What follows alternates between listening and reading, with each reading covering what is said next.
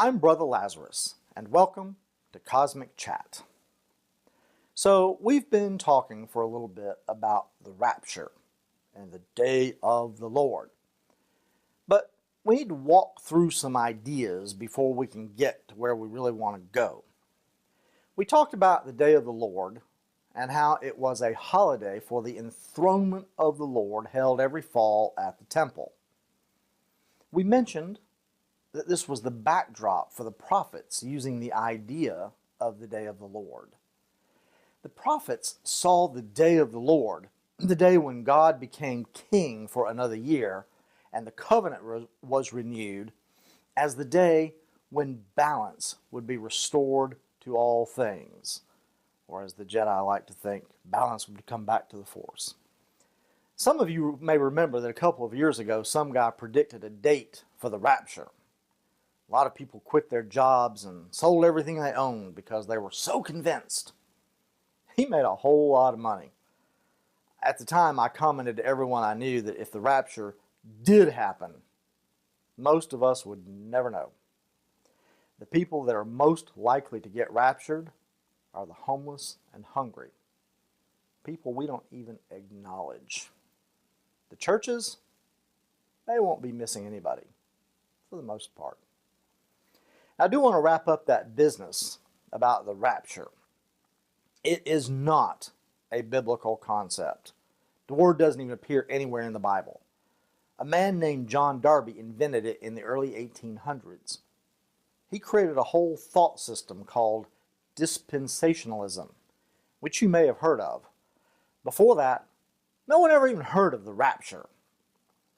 So the day of the Lord idea continues into the New Testament, where Paul uses it in 1 Thessalonians 5. Then the phrase appears again in Revelation in the scene where God's throne is depicted in chapter 16, and this scene exactly mirrors chapter 6 of Isaiah. So we see how the idea of God sitting on the throne on the day of the Lord carried into the church. And in the church, the term Lord's Day got picked up and used to refer to the weekly day, not the annual day, but the weekly day when the church assembles to worship. But it has the same basic thrust as the concept of the day of the Lord. It's the day when Jesus is crowned king to restore balance and bring about justice. You can see how the day of the Lord happens more than once. In ancient Israel, it happened every year. In the church, it happens weekly. It is not a one-time, end-of-the-world occurrence. What it is, though, is the imminentization of the eschaton, the bringing of all things into balance and putting everything in its proper place where it belongs. It is making your future now on a spiritual level. And how it works is this. The place where God's throne is outside space and time. Space and time are functions of the physical plane, and God is outside that.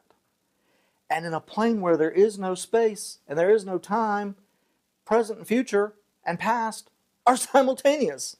This is what it means when you see that God was, is, and ever shall be.